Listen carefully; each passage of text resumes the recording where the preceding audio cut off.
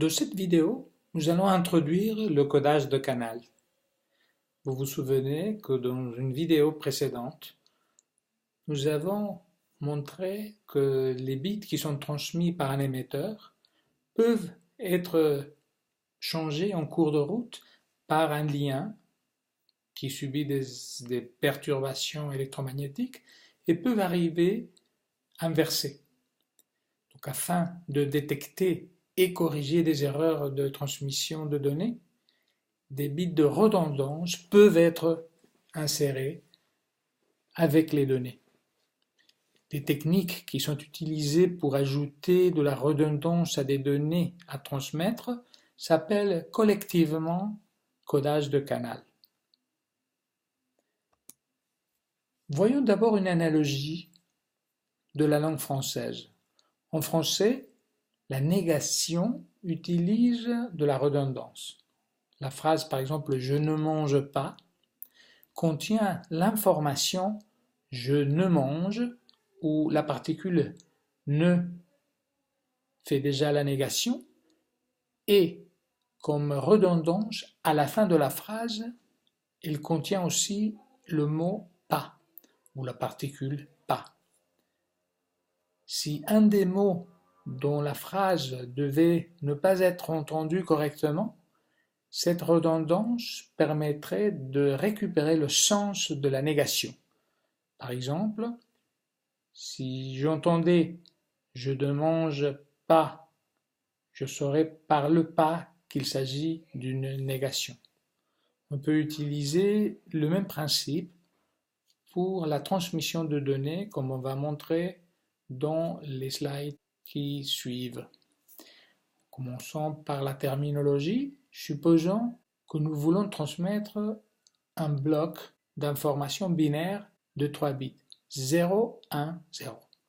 On peut y ajouter par exemple un bit de redondance de manière à ce que le nombre de 1 dans l'ensemble soit pair.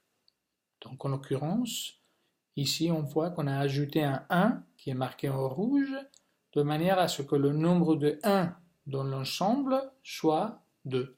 Vous avez ici les données à transmettre, l'information à transmettre qui s'appelle le mot information. Le nombre de bits dans le mot information est représenté par la lettre K minuscule. Donc on a en l'occurrence K égale 3. Ça c'est le mot information à transmettre. On ajoute donc à ce mot un ou plusieurs bits supplémentaires de redondance. Ces bits s'appellent bits de contrôle, de redondance ou de parité. Ces trois noms qui sont utilisés, bits de contrôle, bits de redondance ou bits de parité. Le nombre de bits de parité est représenté par la lettre R minuscule. Ici, R égale 1, mais R peut avoir n'importe quelle autre valeur entière. L'ensemble des bits, K plus R, le mot information plus les bits de contrôle, ensemble s'appelle le mot code. C'est le mot vraiment à transmettre par le lien. Et le nombre de bits est représenté par la lettre N minuscule. Donc le mot code contient N bits, N égale K plus R. Voyons maintenant le code de détection d'erreur le plus simple qui existe. Il s'appelle le bit de parité. Le principe est le principe que nous avons déjà énoncé au slide précédent et que nous avons utilisé pour introduire la terminologie.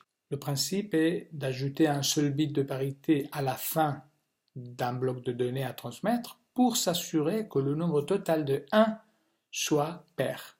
Toutes les erreurs sur un nombre impair de bits sont alors détectées indépendamment de la longueur du bloc. Les exemples sont 0,1, 0,1, 0,1, 0,0, puisque le nombre de 1 avant l'ajout du bit de contrôle à la fin est égal à 3, ce bit de contrôle doit être un 1.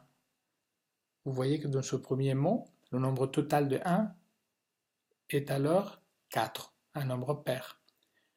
Dans le deuxième cas, le deuxième mot information qui est égal à 1, 1, 0000101, il contient 4 1, donc le bit de contrôle qu'on va rajouter sera 0 pour que l'ensemble des bits dans ce mot code soit pair, et c'est donc 4.